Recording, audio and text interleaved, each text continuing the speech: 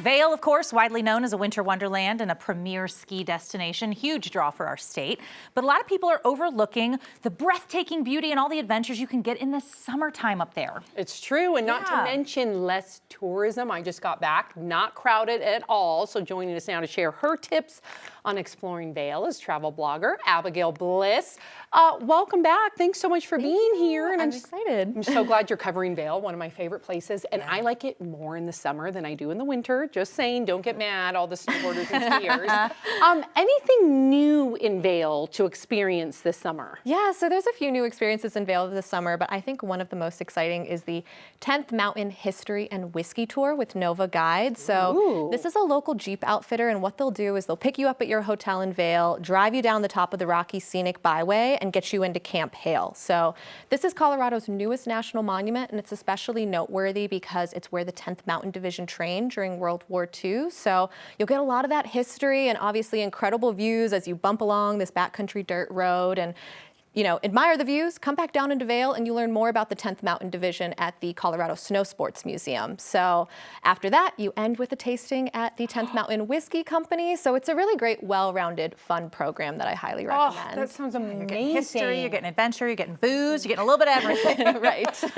Is there anything different and unique about Vail? I think people think of Vail as like, what can I do in the mountains? The more obvious things. What are some of the non-obvious things? So one that I would say is especially unique, and now one of my new favorite experiences in Vail, is the llama hikes with Paragon Guides. This is oh my fun. Gosh, I wish I would have done this. So charming, a reason to come back. I mean, it is such a fun and memorable afternoon. It can really be tailored for the whole family. So your guide will pick a trail there in the Vail Valley that's suitable for your group's ages and ability levels. It's about 3 to 6 hours for the day. And yeah, you get to interact with these llamas through the entire experience. You get lunch too, or you bring a lunch? Well, the llamas carry your lunch into the backcountry. So even better. Exactly. And they can carry so much. So you've got coolers with cold drinks and picnic blankets, chairs, the whole thing. So. And the guide is there with you. They don't just send you and the llamas off. They're making sure you're all safe.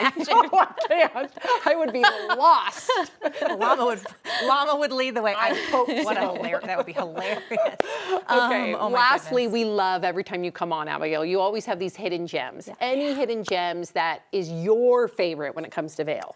I really love Piney River Ranch. So this is located 45 minutes north of town down a seasonal dirt road. Ooh. All vehicles can access this, but it is a bit of a drive. And so if you want to stay overnight, there are some glamping tents and some lakefront cabins that you can rent for an overnight stay. But I think it's great as a day trip as well. You can fly fish there on Piney Lake and have these gorgeous views of the Gore Range. You can paddleboard, rent a canoe. There's also a hike out to a waterfall. So it's such a beautiful and secluded place to go and visit, and obviously not so crowded. So, ooh, which one's your favorite? All three of those. If you could pick one. I've done bits and pieces of each of these. I've done the whiskey tasting. I've seen some of the cool 10th Mountain stuff. I think I'd want to try the llamas. Me too. That would be fun. It's such a winning experience. Although if I know my husband, he's like, you have to carry your own backpack with your own gear. It's not real if you don't do it. Okay.